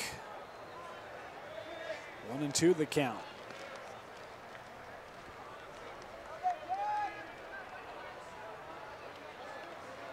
Ball and 2 strikes. I mean, you got plenty to work with here for Edwards. Breaking ball's been going well. Love the one that he works back into the zone on the outer half of the plate. The pen is active for Riverton. Is this ball high? Count now 2-2. And the hard part, too, is with Ryan Edwards, he is your best catcher. And to switch him, I mean, you're switching because his arm's hanging a little bit. You also need to be effective if he gets behind the dish. 2-2 pitch, swung on and swung through. Great pitch there by Edwards. Yeah, it comes up and in with that breaking ball, and Walker had no shot on that one. Here's the man who did the damage back in the 3rd inning. Ryan Hardman stepping to the plate, had the 2-run blast to left field his last at bat. Worked himself into a full count before that home run. So taking that note, not jumping on the first piece of candy that comes across the plate here from Edwards.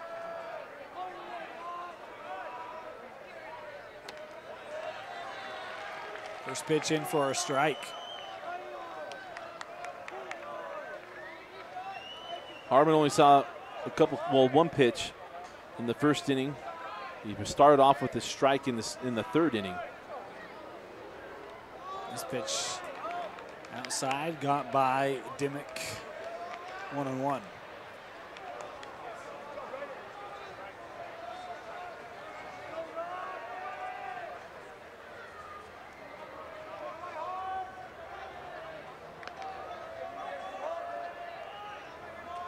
2 away here. And Hardman to shallow right. This will put him on. Not much room for Sanchez to come up, make a play on that. Has to wait for the hop, and it's a 2-out single by the leadoff man, Ryan Hardman. Man, it's such a great piece of hitting there by Hardman. You know he's feeling good, and he'd like to turn on something and tie this game up, but he also knows he's got good bats behind him and takes the pitch where it's hit, stayed inside that ball, and takes it the other way. You know, right-hander going the opposite side, and it goes the same way with left-handers. So much top spin and so much movement on that ball, and easily getting to first base. Clayton Carpenter at the plate is first thing Edwards does is throw over to first to check on Hardman. Done that a few times today. I was going to say that home run given up to Hardman. You wondered how much that mental battle with the runner at first helped lead to that home run. Important here for Edwards to keep his focus on the man at the plate. Yeah, with 2 outs, it's all he's got to be concerned with. I know you want him to get to second base, but at the same time, you want him to be fooling around, leaving something up in the zone. Tell you what, his placement on those pickoffs, though, every one of them's right in the back of the runner. I mean, he's got that move down. Been consistent. His muscle memory. Again, outside here in the count 2-0 on Clayton Carpenter. And that's the old thing. Don't think, just throw. You just spent so much time dialing in these skills and just get your mind out of the way and let it do its thing. 3-0 the count. Yeah, Ryan running the opportunity, well, really what he doesn't want to get into. I mean, you end up getting 2 guys on with 2 outs with Perry coming to the plate, and then Johnson, and you got to deal with Gardner.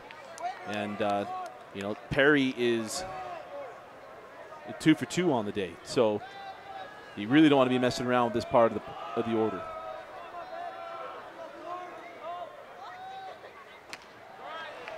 Good pitch there by Edwards. Cross the plate, 3-1. We'll see if the green light's on here for Carpenter. 2 outs, Hardman on first. Are you letting him swing, Dusty? Yeah, I mean, you got to have a certain one, but I'll give him a green light. This one popped up. I had to be careful of planes coming in for landing. But making the catch and retiring is Cooper Gray, and that'll do it. 4-3, we are heading to the bottom of the 5th.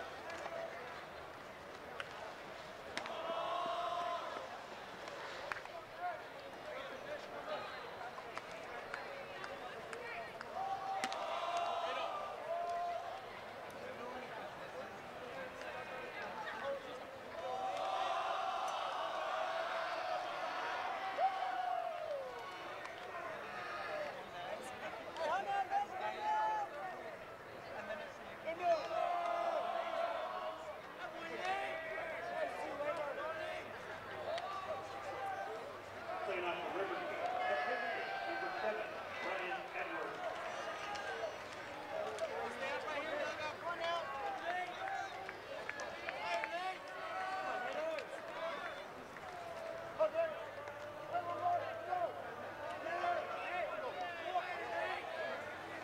Ryan Edwards at the plate for Riverton to start off the bottom of the 5th. So he takes strike 1 on the first offering there from Rainier.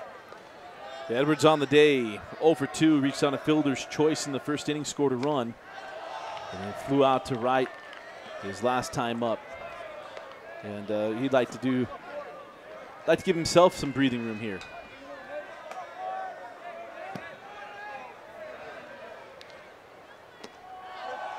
That pitch low, 2-1 for Edwards.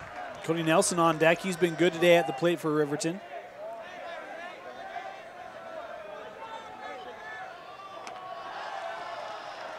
Speed pitch there from Rainier is high, and it's 3-1. Yeah, terrific approach here from Edwards. And mentioned again, batting .423 through 32 games on the year. 31 RBIs, just one behind Dylan Sanchez. So as much praise as he certainly deserves it, we give to Sanchez. Ryan Edwards right behind him. Strike 2, called on that outside corner.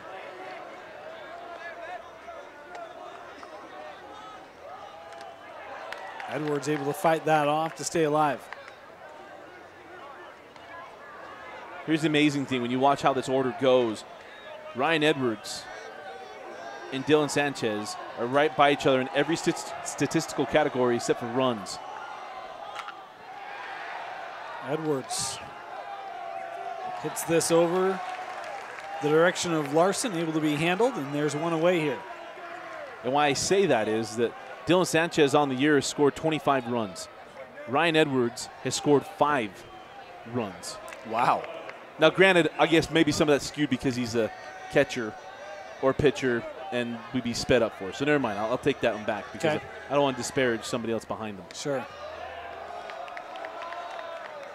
First pitch strike here from Rainier. As up at the plate is Cody Nelson.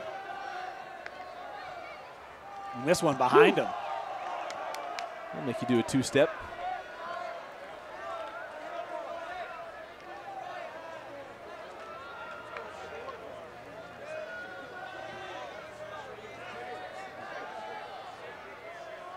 One pitch. That one missed high. And right here, Rainier's got to take a deep breath, get himself settled back in. He's done a nice job after that tough first inning. Ball 3 here from Rainier. Well, since that first inning, 4 guys came to the plate in the second, 4 came to the plate in the third, 4 came to the plate in the fourth. Or pardon me, yeah, 4. He's done such a very good job after that rocky first inning where it felt like Riverton might score 28 runs tonight. We do have some movement in the American Fork bullpen.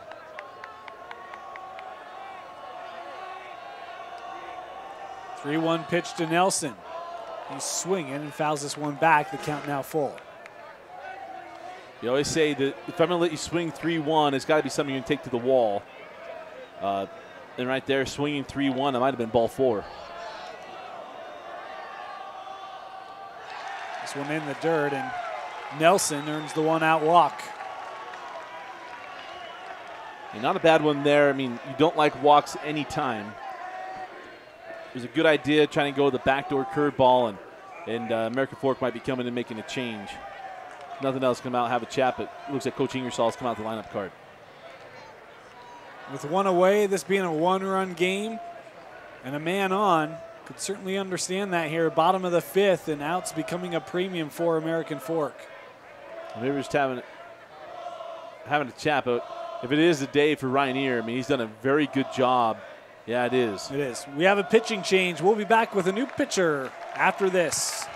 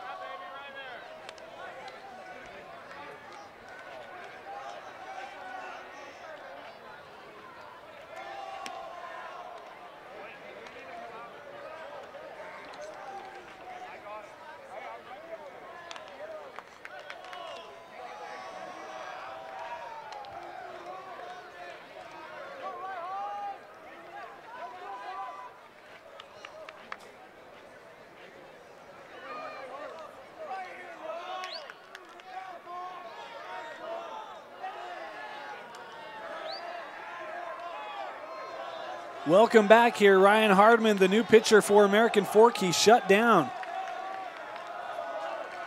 Well, he shut down Bingham when they played earlier this year. Is that pitch in there for called strike.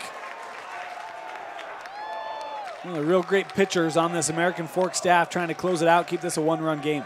Yeah, and just remember the new pitch count rules. I mean, if he's under 60 pitches, or actually under 35 pitches, doesn't show that he needs a day of rest. So 36 to 60 pitches, he has 1 day. He needs 1 day's rest. 61 to 85, 2 days, and then 86 to 110, he needs 3 days rest. So really, I mean, our understanding by that is he can't go over 60 pitches in order to be eligible for Friday should American Fork win this one. This ball fouled away to left, and off the bat of Parker Applegate. And you can only throw 110 pitches in Utah. That's your limit. Once you hit 110, he's done.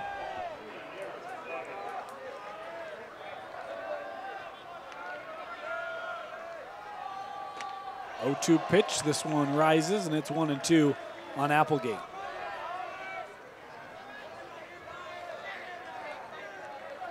An interesting time to bring him in, too, for Coach Ingersoll. You didn't want to start slipping away. And you can decide, hey, we can either try to see who's going to work for us or we go to someone we know it'll work for us.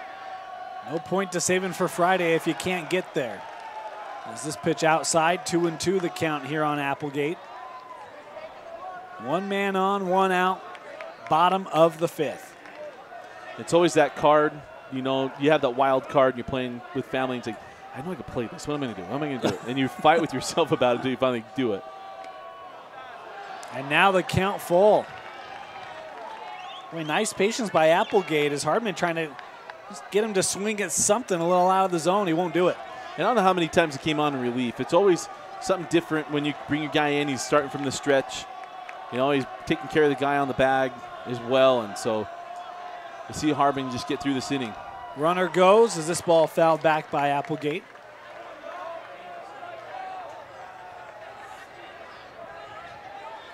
Applegate on the afternoon, or evening I should say now, walked in the first, was stranded at third base, and then flew out to center back in the third.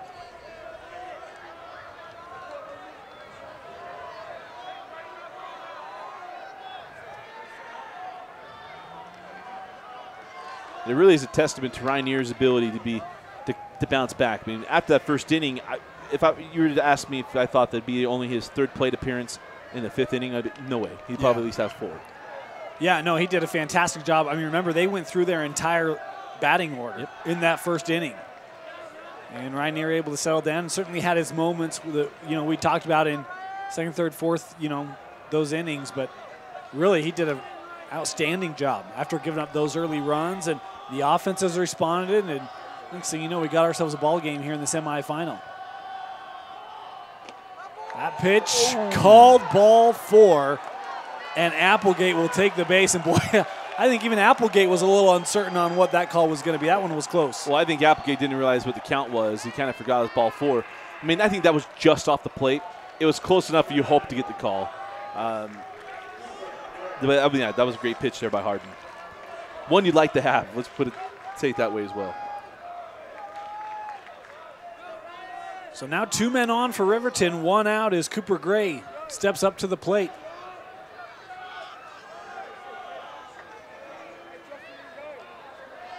We got a timeout here taken by,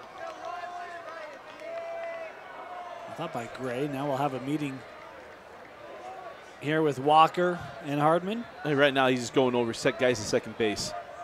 If you got a pretty good veteran team and get a guy at second base, he can help tip pitches and he can do lots of different things because he can see the catcher. And sometimes you want to make sure, hey, we're on the same page and this is what we're doing. Griffey Larson moved from second to short. Hardman was short. Trying to get a second baseman update for you here shortly. That ball called strike 1. Some people claim the same pitch. I could see why they say that, but I don't know that it is. So, terrific way to start that bat, or this at bat here from Hardman. It's one of the funny things, and even me, right? There's only one man who has the view that the umpire does. There's no other seat in any stadium that mimics that view. Well, sometimes when it's blatant, it's blatant. But our umpire tonight, he's actually been on the money. I think he's been really, really good. And so as long as it's consistent and it stays, I mean, that's all a coach claims what we want. What we want is what we want. And we want everything. Again, trying to paint the outside here. That one to me looked like it was off as well. It painted the front line there of the right-handed batter's box, which is not on the plate. But I see white there, Dusty. And the catcher didn't move either. Right. So. This ball gets past first into right field. Riverton gonna send the runner home. Nelson around third. He's in, and runners on the corner here with one out, an RBI single for Cooper Gray. Terrific piece of hitting there by Cooper Gray. I love guys that realize what they're doing, not trying to do too much. Takes the pitch, just going to lift this thing in the right field, brings in a run, and Riverton getting to Hardman, and that closes the book on Rainier. Boy, and that's a really, really important run for Riverton here in the bottom of the fifth. A 2-run lead now. As we mentioned, American Fork, they've been able to get some men on, Dusty. Now they're going to need to do a little extra work in order to get back in this one here.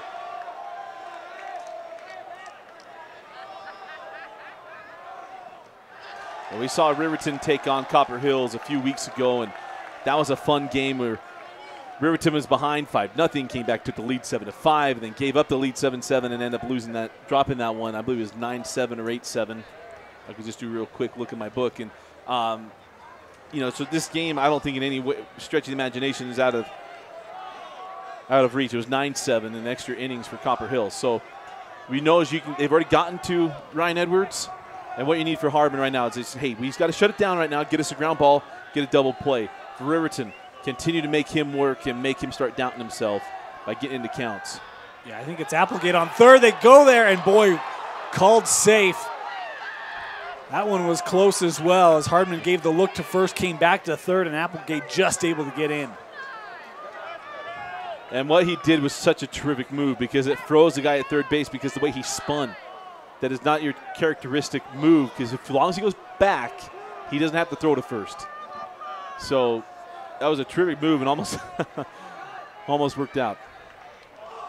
Showing bunt, this one fouled back. You know, it's one of those things I was just going to say Applegate maybe. I mean, that run on third right now, mentioned that's a big run here in the bottom of the fifth to make it a 2-run lead. 3-run lead this late, that'd be huge for American Fork. Well, absolutely. Or for Riverton. For Riverton, and it just makes it such much more of a hill to climb because right now, Ryan Edwards, for as much trouble as he started to get into, has actually done a very, very good job of scattering these hits and making sure that nothing's getting hit back-to-back. Well, we know Coach Applegate said it's all hands on deck as the throw here to first. No play there. All hands on deck. So, you know, if you're feeling like Edwards is maybe not his sharpest, bullpen, whoever we need to get to Friday.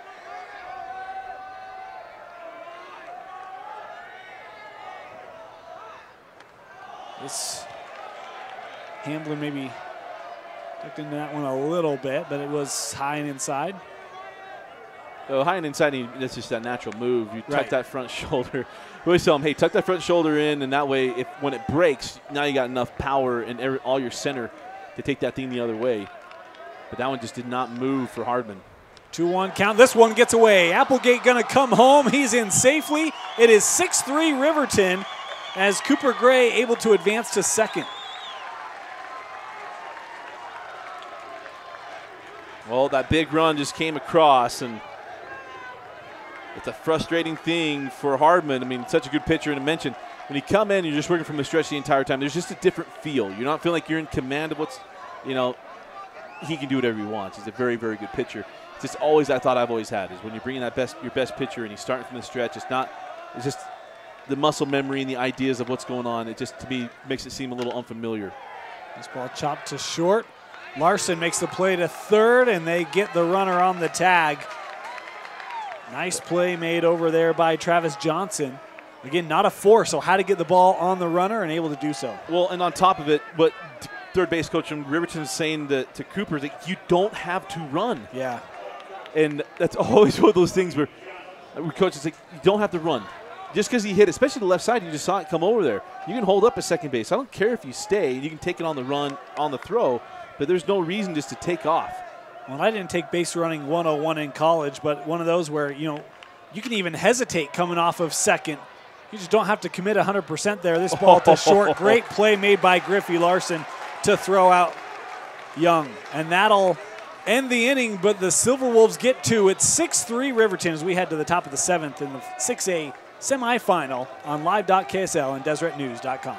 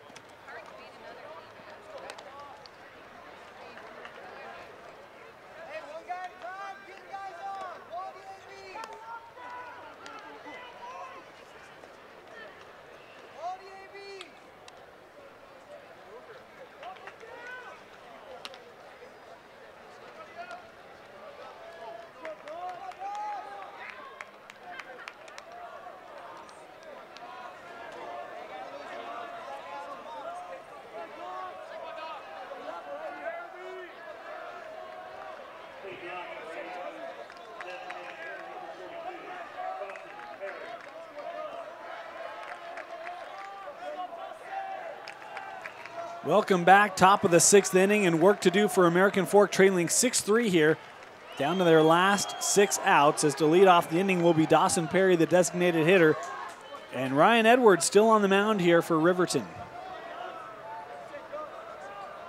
Again, there is action in the pen. I think that's Butterfield out there throwing for Riverton. This ball called strike.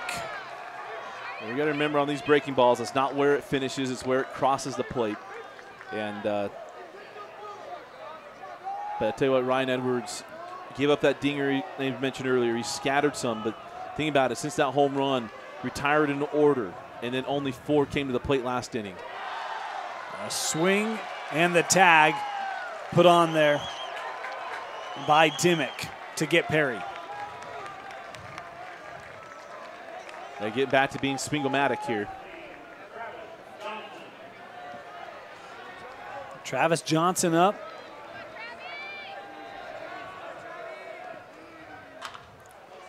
And this one, nice grab, made it short. Zach Peterson, a little jealous of the Ike Garlic love, and he makes an impressive grab at short. Oh, that's spectacular. Comes off the end of the bat, and you think it's going to fall in. Because I was just about to mention, it's been a tough afternoon for Travis Johnson. In fact, I don't know that he has a hit in the 2 games, and all of a sudden I thought he was going to get the dying quail to fall in. It's such a terrific play to take that away from him. Yeah, it's been an afternoon to forget for Mr. Johnson. J.D. Gardner watches the first pitch come through, strike 1. J.D. 2 for 2 today, triple and a single.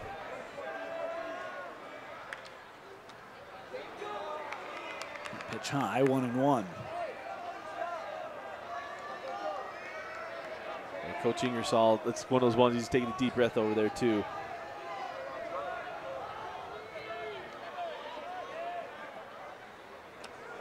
Inside. 2-1 now the count on J.D. Gardner. And for Ryan Edwards again, bases open. You don't need to give up something great here. And you start working through the bottom of the order. He's actually done a very, very good job.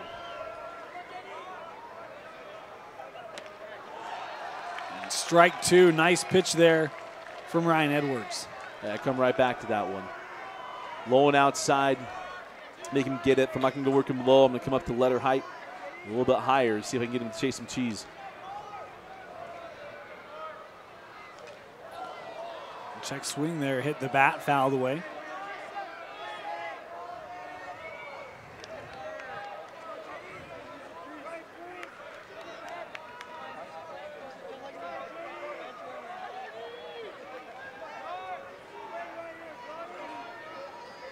Two-two count here on J.D. Gardner.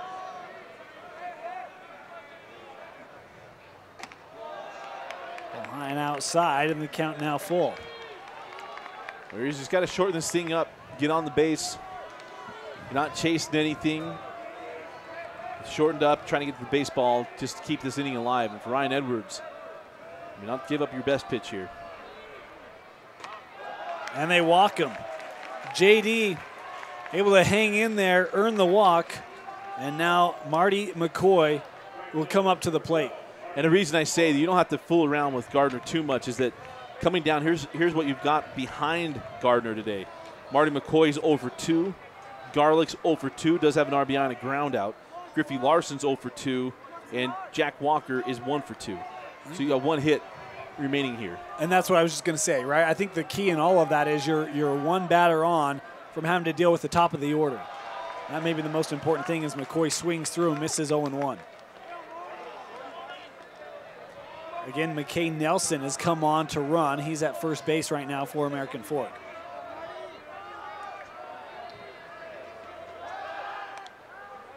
Throw over, he's back safely. 2 outs here in the top of the 6th.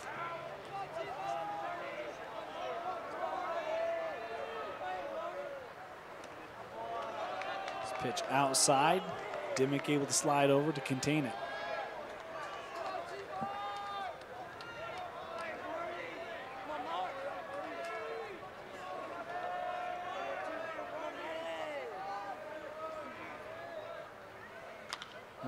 This one sent high.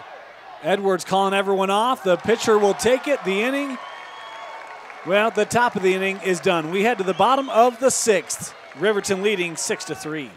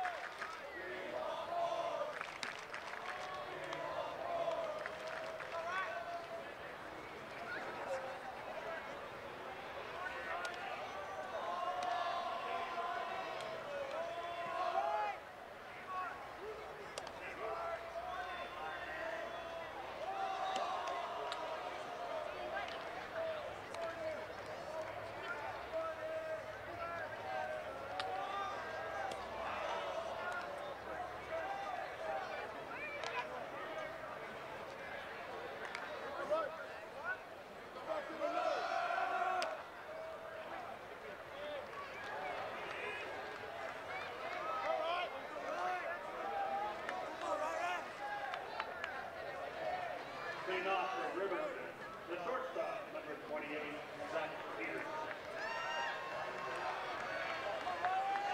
Zach Peterson will lead things off here for Riverton in the bottom of the 6th inning, holding on to a 6-3 lead. Hardman on the mound in relief is his first offering, well off the plate, ball 1. Peterson made that highlight reel catch at the top of the inning and been good from the plate. I say that, and he's 1 for 3, single back in the first, grounded out to short the last 2 times, and one of them was a spectacular play by Hardman. Full-on swing there from Peterson, swings through it, and count now 1-2. So I was saying last inning, you see Hardman, he's being a lot more comfortable in this inning. It'd be harder, in my opinion, for Riverton to get some runs on him now than it was last inning.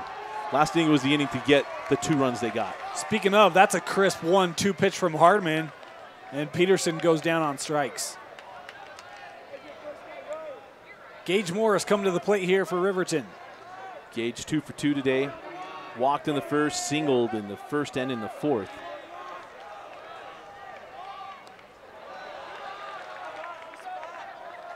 Pitch away 1-0. And Hardman, hey, he's working that outer half. It's what he did a bit against Peterson on that first batter for Riverton in the inning. This one low. Important for Hardman just to stay within himself. Don't try to overdo it. Probably frustrated from that last inning, and not only that, you're feeling the season come to, almost coming to a close if you don't get things figured out. That pitch in there for a called strike. The count 2-1 here on Gage Morris. You also got to remember, you got the guys behind you. Sometimes your best pitchers, they come in, they take the weight of the world on their shoulders. Morris trying to bunt, and that ball is dropped at first base. Boy, Hardman made the throw, and not sure if the ice came off the ball or what, but it will be Morris safe at first with one out. Well, I think part of what happened there is that Carpenter the throw from Hardman was on time, but it also pulled him toward the line a little bit. And sometimes your first baseman gets worried, and he's trying to make that catch, and the guy's running through, hitting his glove. There's that natural reaction, trying to protect himself. So he tried to stab at it, he tried to pull it back, and he unable to squeeze it. So here's Dylan Sanchez at the plate with a man on, and one out here in the bottom of the 6th. For American Fork, just got to find a way to get through this inning and hope their bats come up sharp in the top of the 7th. But can't allow more damage here. Is another pickoff move, and Morris playing with fire a little bit over there at first base.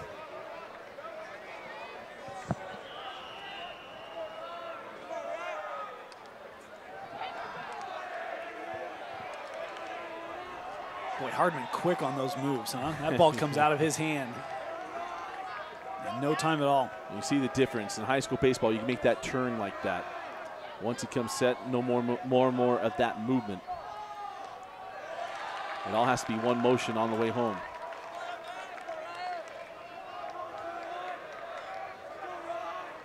This is Clayton Kershaw. Then he has like 3. That's one of the most. That's got to be one of the hardest things to handle is Clayton Kershaw, his move from the stretch, because there's so much herky-jerky movement on its way home. And a called strike. Again, we saw that same thing, Dusty, you talked about, bring that shoulder in, and maybe deceptive to some of the Riverton fans, but 1-1 here, the count on Dylan Sanchez. Yeah, that one on Dylan, I think he's just trying to protect himself. That ball broke late. That was a late breaking ball there from Hardman.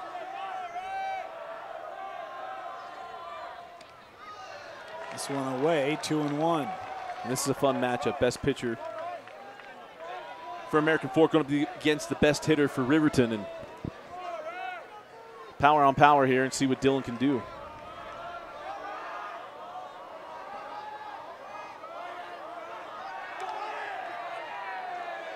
And Morrison safely. Man, not by much. Of course, Sanchez thought maybe he had the second home run of the season until Garlick struck again. Bounces that breaking ball, and already shared quite openly about my theory is so much time spent worried about the guy at first base, you end up losing some guys here at the plate. I was just going to bring that up. This almost reminiscent of that battle from Edwards back in the 3rd inning when he gave up the home run. The ball inside, and Sanchez will earn the walk to first. 2 men on here. Bottom of the 6th with one out is Ryan Edwards to the plate for Riverton. Well, Ryan on the day, he is 1 for 3 with an RBI and a run scored. Singled and drove in Zach Peterson back in the 1st inning. Flew out to center and flew out to left. That was the first Garlick catch where he fell down and caught the ball on his knees. Strike taken here by Edwards, 0-1.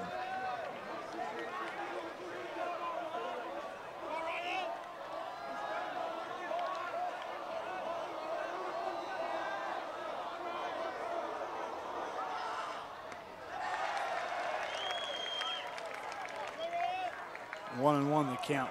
Loving the student section here from Riverton. They've come and they're into it. Don't see one here from American Fork. Nice to see them showing up, huh? This is what, the 3rd game I've been at today. You've been at all 4. I don't recall a student section being here. Just Olympus. Made some togas here. That's right, but they were sitting. I mean, they were that up and doesn't doing count, this, right? yeah. Like student sections don't sit. I forget you're the captain of the blue crew. No, I don't want to brag or anything, but Harbin's important for him to try to work this thing down and get a ground ball. taken, and the count now even at 2-2. Yeah, and I wonder if that was just a straight take. That ball was right down the middle of the plate. Looked like a really good pitch for a really good hitter, but didn't show a lot of interest in that one.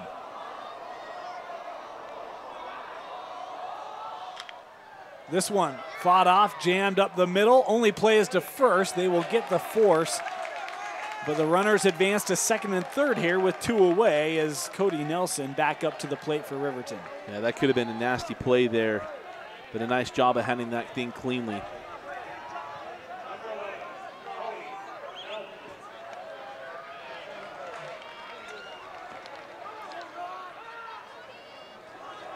Two men in scoring position for Riverton. Nelson, boy, any hit to the outfield is a major boost for Riverton. Is this ball in there for a strike? Nice pitch there from Hardman. Yeah, Hardman's got to be on his stuff right here. Nelson had a triple earlier in this game and scored a run. He's walked his last 2 at-bats and scored last inning. This ball off the plate, 1-1. But Hardman got to be on it. 2 more runs, and this thing gets really, really difficult here in the bottom of the, or pardon me, the top of the 7th inning. So Hardman's got to shut this thing down to give American Fork a chance. And Cody Nelson, you could punch a ticket to Friday with the base hit. Wide again. Count now 2-1.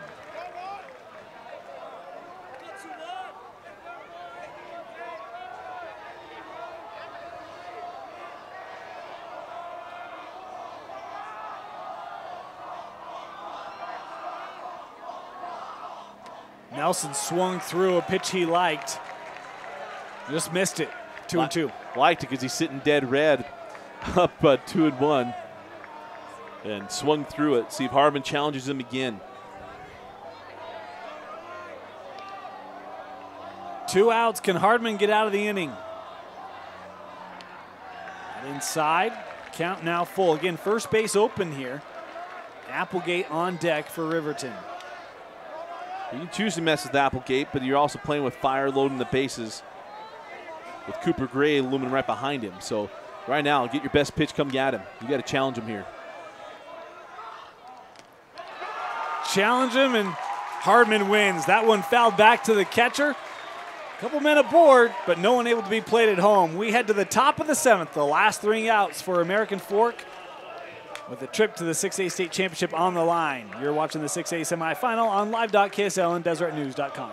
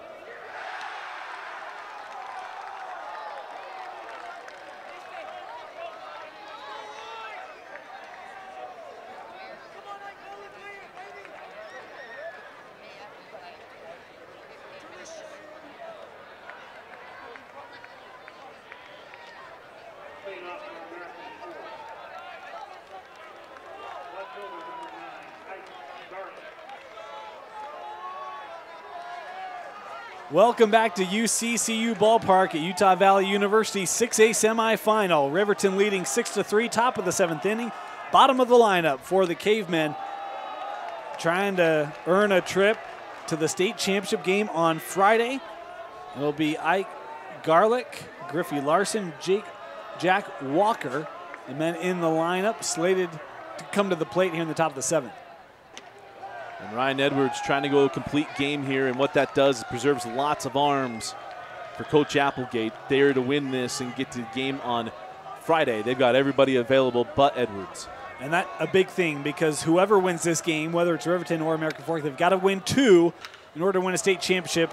Garlick sends a ball to center, and this ball tracked and caught by Gage Morris. 1 away. And the hard part right now for American Fork, you got to find some way to bridge yourself all the way to the top of the order and let your top guys take care of business. And Ike Garlick now 0 for 3 after that one. But here comes Griffey Larson, and Griffey's 0 for 2. And then Jack Walker is 1 for 2. So Ryan Edwards, as I talked about earlier, 7, 8, 9, they cannot be effective. And as we went through that one hit. As Larson fouls this one back. They were 1 for 7, 7, 8, 9.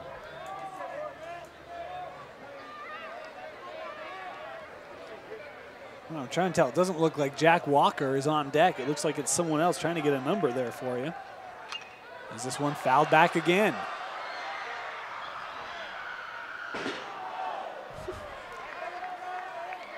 Student section of Riverton really getting into everything here, so I'm enjoying that. Now, for all intents and purposes, love to have American Fork. Hopefully we get a comeback here and make this really, really interesting. But being in Riverton feels a little right. Yeah, just the wrong sport, you know. Doesn't matter. This ball, well, that'll do. That's the hit that AF needed, as Larson able to get to first. And as long as he doesn't get out on the base path, that'll help bridge to the top of the order. As it was Caden Park that was looking like he was going to come to the plate here for American Fork with 1 out. And it will be Caden Park.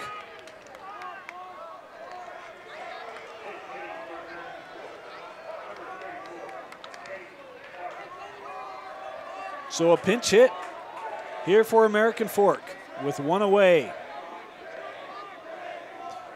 There's the bridge to the top. He's got to make sure you're not rolling this thing over. And for Caden, you know, hopefully Coach Ingersoll told him, hey, he's been pitching a long time. Just be patient. Right. So we can get, cause nothing else, so you get a pass ball, moves him to second base, and gets that force off.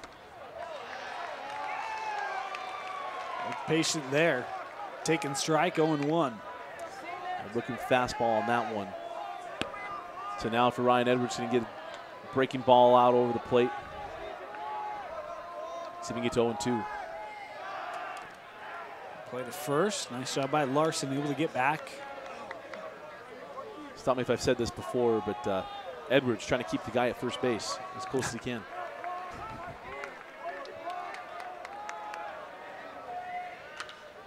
This ball fouled away by Park, and just like that, Caden Park down 0-2.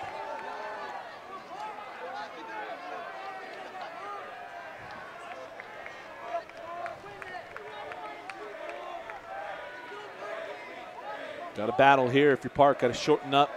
Nothing long here. Shorten up, get to the baseball, so you can keep this thing alive. That high, ball 1. Ryan Hardman on deck. He's got the home run earlier in this game. If Park can find a way on base, gotta love your chances with one of your top hitters coming up. And the power behind him. Yeah, to put the game-tying run at the plate. And that one called, oh boy, I thought I heard 3 as in called strike 3, but it was a ball from our umpire. And that's why you don't pretend you hear things when you're wearing earmuffs. I heard something too, and that could come from really anywhere. I'm trying to think of where that was. I heard 3 as well. 2-2 pitch here from Edwards, fouled away. Nice battle here from Park. Yeah, I love the battle. He's doing a nice job getting through all of his pitches. Not that, he's making Edwards spend more energy. Let's see if he can win out here. Remember, pinch hitting. He hasn't been in the game until right now. This one hit up the middle. Edwards tried to stab at it but couldn't get it. And the runner's going to hold. Men on first and second. 1 away here, top of the 7th for Ryan Hardman coming to the plate. Man alive, Griffey Larson almost ran himself into an out. He was in between heading over to third and a wide turn there. And they nearly backdoored him. Now we may get a change here on the mound as Riverton staff coming out.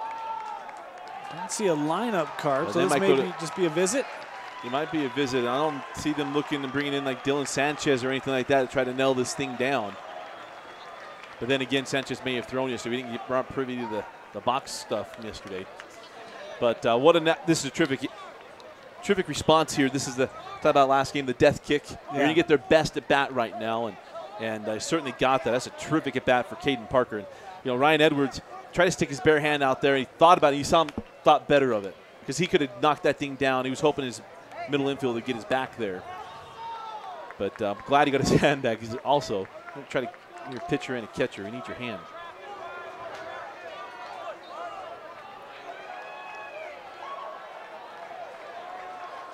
The tying run coming to the plate in Ryan Hardman. Homered back in the third inning. It's the last run that American Fork scored. Trailing here 6-3. Larson on second. Park on first.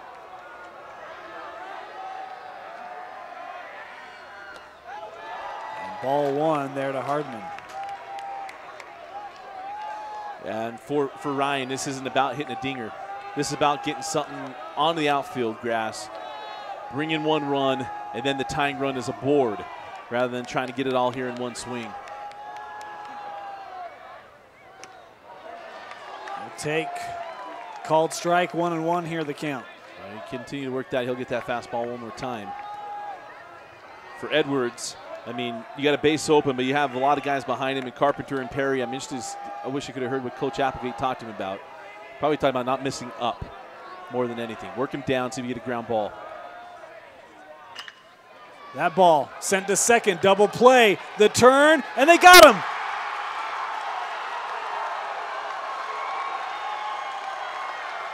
(4-6-3), the Riverton Silver Wolves able to defeat American Fork 6-3, and they advance to the state championship to take on the Bingham Miners. How about the week for Riverton? I mean, you come back and how about Olympus and Riverton? These are two proud programs. Region champions went down early in weeks one in the first round, won earlier this week, able to battle through the one-loss bracket and get themselves all the way to Friday with a chance, with all their arms ready to go, to take on and win a state championship. And man alive, what a terrific effort here from Riverton. Boy, the 4 runs in the first inning were enough. They got a couple more late for insurance. But what a game from Riverton. They came out swinging and end up knocking off American Fork. Dusty, your player